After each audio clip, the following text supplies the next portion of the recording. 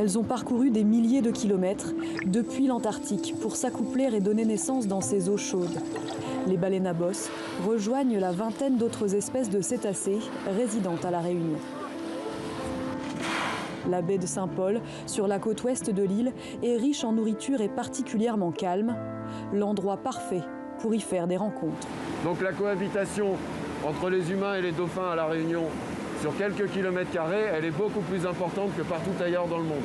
Donc le principe, là, ça va être plutôt d'essayer d'être en leur présence, mais de ne pas interagir avec eux, pour qu'ils continuent à faire leur vie devant nous. Et à ne pas... Cela fait une dizaine d'années que ce guide s'est spécialisé dans l'observation passive des cétacés à La Réunion. On est au début des études scientifiques, souvent elles sont à charge contre la mise à l'eau. Il ne faut pas nager avec les cétacés, il faut faire de l'observation passive. C'est quelque chose qui est beaucoup plus respectueux et qui est toléré à la fois par les animaux et par certains scientifiques.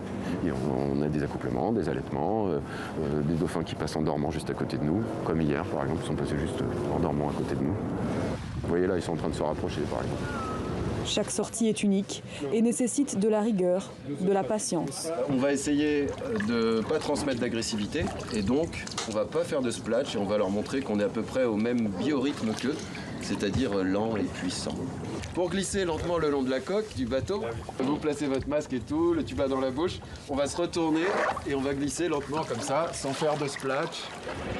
Au doigt et à l'œil du guide, la palanquée tente une approche douce, bien groupée.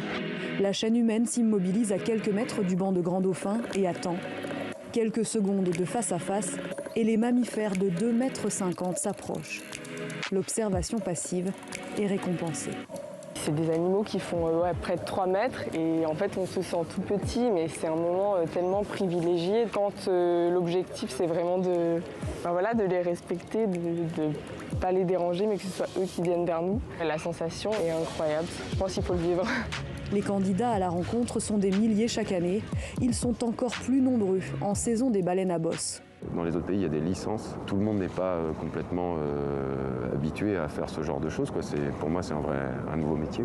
La Réunion est l'un des rares endroits au monde où la mise à l'eau avec les cétacés est autorisée. Les guides professionnels spécialistes de l'observation sont encore peu nombreux, mais le trafic maritime a rapidement augmenté sur cette dernière décennie. Les côtes réunionnaises sont fréquentées par 5 fois plus de navires touristiques qu'il y a 10 ans. Étudier l'impact de l'activité humaine sur les mammifères marins de la Réunion, c'est le rôle de l'ONG de protection des cétacés Globis. S'il vous plaît, pour le plot numéro 5. Jean-Marc Gancy s'envole pour un recensement aérien des espèces présentes à proximité de la côte ouest de l'île. On voit un groupe d'Adincus là, près de la côte. On fait beaucoup de suivis maritimes tout au long de l'année et on complète ces suivis maritimes par des suivis aériens qui nous permettent d'avoir une autre vision du plan d'eau. Parmi les recherches en cours, l'étude d'impact nommée Scanner. Elle porte sur la croissance du trafic maritime. Depuis 20 ans, les baleines arrivent et reviennent à La Réunion. On ne les avait pas vues depuis des décennies du fait de leur extermination par la chasse baleinière. Les populations ont pu se reconstituer depuis le moratoire des années 80. Ça a suscité un vrai engouement du point de vue touristique et donc la multiplication des opérateurs qui veulent trouver l'optimum de présence sur le plan d'eau pour faire en sorte qu'il y ait du spectacle mais que ça ne dérange pas trop ces espèces.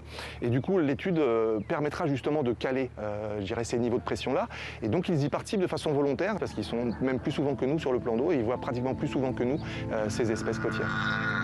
Les résultats de l'étude sont attendus pour l'année prochaine et devraient permettre de se rapprocher encore un peu plus de l'équilibre entre spectacle et protection.